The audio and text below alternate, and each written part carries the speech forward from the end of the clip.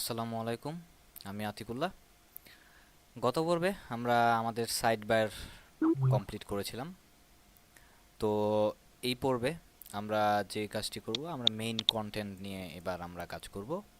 তো সেই main content নিয়ে কাজ করার ক্ষেত্রে আমাকে প্রথমে এখানে আমরা যদি আমাদের পিএইচডি ফাইলটি ওপেন করি, তাহলে এখানে দেখব যে আমাদের এই পিএইচডি ফাইলের মধ্যে আমার এই লেখাগুলোর স্পেসিং একটু অন্যরকম, একটু ফাঁকা ফাঁকা, এবং এদিক দিয়ে আমার যথেষ্ট জায়গা ফাঁকা রয়েছে। সেই দিক থেকে আমার এইচটিএমএল ফাইলের মধ্যে সেরকম নই। তো সেটির জন্যে আমাকে কিছু কাজ করতে হবে। আর আরেকটি যে কাজটি আমি করতে চাচ্ছি সেটি হচ্ছে যে আমার মেইন ডট পিএইচপি সিএসএস ফাইলের আন্ডারে আমি আরেকটি নতুন ফাইল অ্যাড করতে চাচ্ছি। সেই নতুন ফাইলটি হচ্ছে সিএসএস ফাইল, যে এটি শুধুমাত্র আমার হোম সিএসএস, মানে শুধুমাত্র হোম পেজের জন্য কাজ করবে, হোম সিএসএস। এবং এটিকে আমি সেভ করলাম।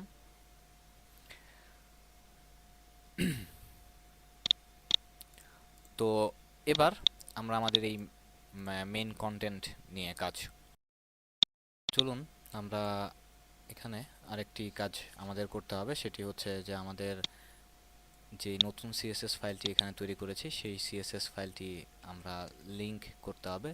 তো সেই হিসেবে এখানে হোম, HOME, হোম, তো home CSS, home dot CSS, সেই ফাইলটিকে আমরা এখানে লিংক করলাম। তো লিংক করে আমরা এই home page, home dot CSS এর মধ্যে, তো আমরা প্রথমে এখানে আমরা যদি দেখি যে আমাদের যে মেইন কন্টেন্টটি যে ছিল সেটি ইন্ট্রো আইডির মধ্যে ছিল।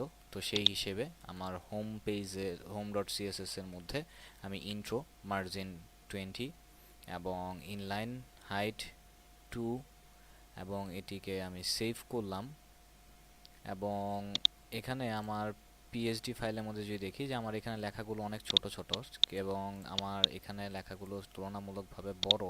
তো সেই হিসেবে আমি যে কাজটি করতে পারি সেটি হচ্ছে যে আমার স্টাইল সিএসএস এ এখানে 14 পিক্সেলের জায়গায় আমি 12 পিক্সেল দিয়ে এটিকে সেভ করলাম। এবার যদি আমি আমার ব্রাউজার দিয়ে ওপেন করি, তো এখানে পূর্বে এরকম ছিল এবং বর্তমানে এখানে আমার লাইনের স্পেসিং ঠিক হয়েছে এবং এখান থেকে যথেষ্ট পরিমাণে আমার এটি এখানে লেগে গিয়েছিল লাইনের সাথে, এবার এখানে নিচে চলে এসছে। তো সেই হিসেবে আমার এখন লেখাটি যথেষ্ট পরিমাণে সুন্দর দেখাচ্ছে। কিন্তু এখন যে প্রবলেমগুলো হচ্ছে সেটা হচ্ছে যে আমার এই বাম সাইডে 30 পিক্সেল আমরা খালি রেখেছি, কিন্তু এই সাইড দিয়ে আমার একদম বর্ডারের সাথে লেগে যাচ্ছে। তো এই ব্যাপারগুলো নিয়ে আমাদের একটু কাজ করতে হবে। তো সেই হিসেবে আমরা যদি এখানে চলে আসি ড্রিম ওয়েভারে, তো এখানে আমার যে main style dot CSS file, সেই স্টাইল ডট সিএসএস ফাইলের মেইন কন্টেন্টের মধ্যে আমি প্যাডিং ইউজ করলাম। প্যাডিংয়ের মধ্যে প্রথমে দিলাম 0, তারপর দিলাম 30 পিক্সেল, আমি প্রথমে যেহেতু দিয়েছিলাম, তারপর 0, তারপর 0, এবং এটিকে শেষ করলাম। কিন্তু এটি করার ফলে আরেকটি সমস্যা, সেটি হচ্ছে যে আমার এখানে উইডথটা যেহেতু 500, কিন্তু আমি এখানে 30 পিক্সেল দেওয়ার ফলে আমার ওই দিক দিয়ে উইডথটা বেড়ে যাবে। তো সেই হিসেবে এখানে 407 আমি দিলাম। এবং এবার যদি আমার ব্রাউজার দিয়ে ওপেন করি, তাহলে এখানে দেখুন যে এবার আমার এখানে 30 পিক্সেল এবং এদিক দিয়ে 30 পিক্সেল দুটি সমান সমানভাবে জায়গা দিয়েছে, যেটি এটির তুলনায় যথেষ্ট পরিমাণে সুন্দর এবং প্রফেশনাল দেখা যাচ্ছে। কিন্তু এখানে আমার কাছে মনে হচ্ছে যে ডাব্লিউ আর এল এই দুটোর মধ্যে, লাইনের মধ্যে একটু অসামঞ্জস্য রয়েছে। তো সেটির জন্য এখানে আমি একটু ছোট্ট করে দিলাম। এবং এবার যদি আমি ওপেন করি, এবার আমার কাছে মনে হচ্ছে যে সমান সমান ইটস ওকে।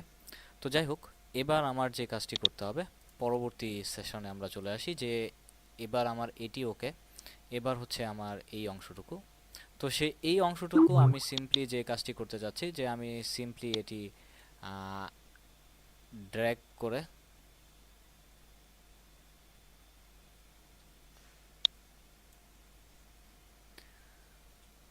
এটি সিম্পলি ড্র্যাগ করলাম এবং এটিকে আমি সেভ ওয়েভ, এবং এটি 5 পিক্সেল 24, তো ইটস ওকে।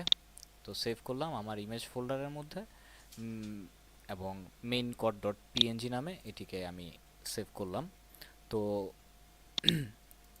আমি এখন আপাতত সেভ করছি না, কারণ আপনারা দেখতেই পাচ্ছেন যে এটা আমি অলরেডি আগে থেকে সেভ করে রেখেছি, জাস্ট সময়টা বাঁচানোর জন্য।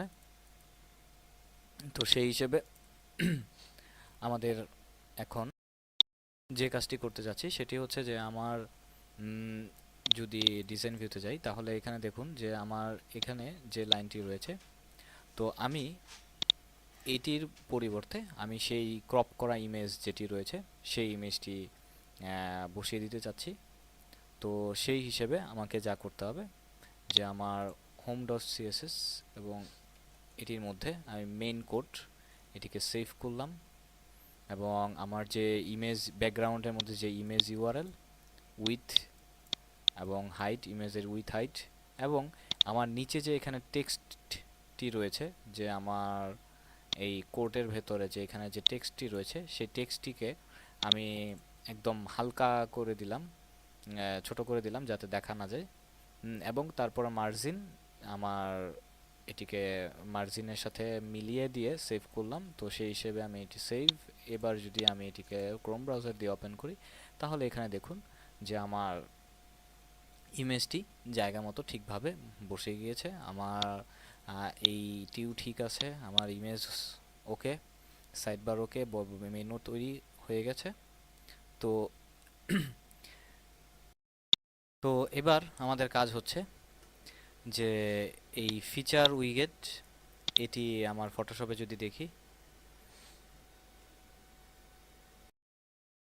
তো এবার আমরা যদি ড্রিম ওয়েভারে ফেরত যাই, তো এখানে আমার যেই মেইন কন্টেন্টগুলো, মানে আমার এই যে কন্টেন্টগুলো, এটি শুধুমাত্র হোম পেজের জন্য। তো সেই হিসেবে আমি চাচ্ছি যে আমার ড্রিম ওয়েভারে আমি হোম নাম সিএসএস নামে যে ফাইলটি তৈরি করেছি, সেই হোম সিএসএস এর আন্ডারে এখানে আমি এই ফাইলগুলো অ্যাড করব, এবং এখানে আমি যে ফিচার উইগেটস, কারণ এখানে দেখুন আমরা যখন এটি অ্যাড করেছিলাম, কই গেল,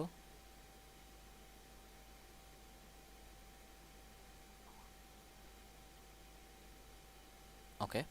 তো আমরা এখানে যখন এই ফিচার উইগেটসটি অ্যাড করেছিলাম, তো সেটির জন্য আমরা এখানে এই ফিচার উইগেটস এবং এটির লিস্ট নান এবং ফিচার উইগেটস লিস্ট পজিশনটি রিলেটিভ এবং মার্জিন 20 পিক্সেল দিয়ে এটিকে সেভ করা হচ্ছে। তো যেহেতু আমরা এখানে ফিচার উইগেটস নামে একটি আইডি ডিক্লেয়ার করেছি, তো সেই জন্যে আমাদের সোর্স ফাইলে আমরা এই ইউএল আইডি এবং এখানে ফিচার উইগেটসটি অ্যাড করে দিলাম। এবার যদি আমি আমার ক্রোম ব্রাউজার দিয়ে ওপেন করি, তাহলে এখানে দেখুন যে আমার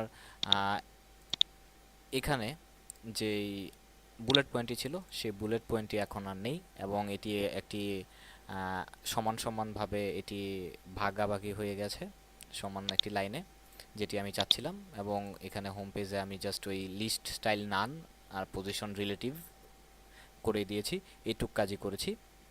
এবার আমাকে যে কাজটি যে আমার এখানে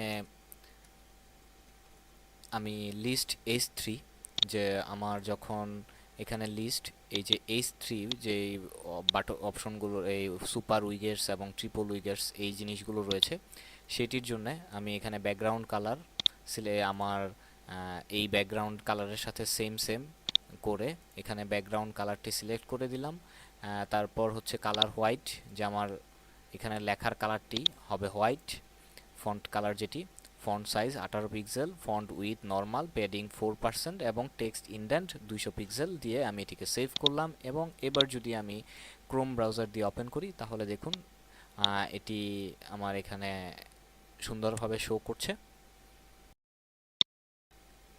তো এবার আমাদের আবার হোম পেজে হোম ডট সিএসএস ফাইলে চলে আসলাম এবং এখানে আরেকটি ফিচার ট্যাগ অ্যাড করলাম, সেটি হচ্ছে ফিচার উইকেট লিস্ট প্যারাগ্রাফ ট্যাগের মধ্যে, যে আমার এই যে প্যারাগ্রাফের মধ্যে যে জিনিসগুলো রয়েছে সেই প্যারাগ্রাফের জন্য আমার প্যাডিংগুলো ইউজ করলাম, প্যারাগ্রাফের কালার ইউজ করলাম, ইনলাইন স্পেস যেটাকে বলা হচ্ছে, যে এক লাইন থেকে আরেক লাইনের মধ্যে স্পেস এবং মার্জিন, এগুলোকে আমি অ্যাড করলাম। অ্যাড করে এবার যদি আবার ওপেন করি তাহলে এখানে দেখুন যে আমার এই এটি স্পেস চলে যাচ্ছে, এখানে স্পেস করে দিয়েছে আমার এই ছবিটির জন্য।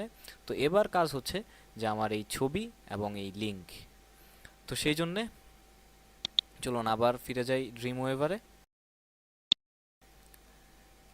এখানে আমরা এই প্যারাগ্রাফ লিস্টের নিচে দুটি অ্যাড করলাম, একটি হচ্ছে ইমেজ, একটি হচ্ছে বাটন। তো ফিচারের এই উইগেট লিস্ট ইমেজের জন্য পজিশন অ্যাবসলিউট এবং টপ, আমি এটিকে উপরে তুলে দিলাম 10 পিক্সেল এবং লেফট 0।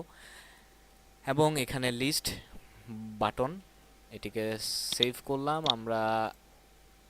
এখানে দেখুন তো আমার এই ইমেজগুলো আমার মাইনাস, যেহেতু আমি এখানে মাইনাস বাটন ভ্যালু ইউজ করেছি, তো সেই হিসেবে আমার এই উপরের এই বারটিতে চলে উপরে উঠে গেছে। তো সেই হিসেবে এখানে আমার এই ইমেজটি আমার ঠিক ইয়ার মধ্যে যেরকমভাবে ছিল পিএইচডি ফাইলে, সেরকমভাবেই আমার এই ব্রাউজারে ঠিক সেরকমভাবে শো করছে। তো এবার লাস্ট যে কাজটি বাকি রয়েছে সেটি হচ্ছে আমার ভিউ প্রোডাক্ট, এই বাটনটি আমার ঠিক এটির মতো করে তৈরি করতে হবে এবং সেটির জন্য আমার যে সিএসএস এর ফাইল, সেই সিএসএস এর ফাইল কিন্তু আমি অলরেডি অ্যাড করে ফেলেছি, যে dot button, position absolute, top, left. তো স্বভাবতই এবার যদি আমি এখানে যাই, আমার এখানে ক্লাস যে বাটন, তো এখানে ক্লাস ডিক্লেয়ার করা হয়েছে বাটন, সেই বাটনের আমি এখন যে বাটন যেই ক্লাসটি, এটি আমি স্টাইল সিএসএস এর মধ্যে আমি বাটনের কাজটি করতে যাচ্ছি, কারণ হচ্ছে যাতে আমি যদি আমার ওয়েবসাইটে আরও কোনো বাটন ইউজ করি তাহলে যেন আমার এই বাটনের সাথে মিলে যায়। তো সেই হিসেবে আমি এখানে একটি কোড পেস্ট করলাম এবং এখানে বাটন, ব্যাকগ্রাউন্ড ইমেজ এবং কালার, ইমেজের কালারটি দেওয়া হয়েছে, ব্যাকগ্রাউন্ড ইমেজের কালার লেফট রাইট এগুলো ইউজ করা হয়েছে, padding colour white, font white normal এবং text decoration none, text transformation সব আপার কেস, বর্ডার, শ্যাডো। এবং এটি হচ্ছে আমার মেইন বাটন এবং মাউস ওভার করলে মানে হভার ইফেক্ট দেওয়া হয়েছে এগুলো, এবং এটি কালার মিলিয়ে। তো এটিকে আমি সেভ করলাম এবং এখানে আরেকটি বাটনের জন্য, তাহলে এখানে আমি কি করলাম, বাটনের জন্য এটি আমি করলাম যে সেটি হচ্ছে যে আমার পজিশন, বাটনের পজিশনটি যে এখন এখানে বাটনটি যে রয়েছে, বাটনটি যেন ঠিক পজিশনে থাকে, সেই পজিশনের জন্য আমি অ্যাবসলিউট টপ 150 পিক্সেল এবং লেফট 30 পিক্সেল ইউজ করলাম। তো পুরো ফাইলটিকে আমি সেভ করলাম এবং এবার যদি আমার গুগল ক্রোম দিয়ে ওপেন করি তাহলে এই হচ্ছে আমার বাটন। It's really good. তো বন্ধুরা, আমরা শুরু করেছিলাম এই যে এখান থেকে এবং শেষ করলাম এখানে। তো আমাদের মোটামুটি হোম পেজ রেডি, বাট এখনও একটি কাজ বাকি রয়েছে, সেটি হচ্ছে ফুটার, এবং সেটি নিয়ে আমরা পরবর্তী টিউটোরিয়ালে কথা বলবো। ধন্যবাদ।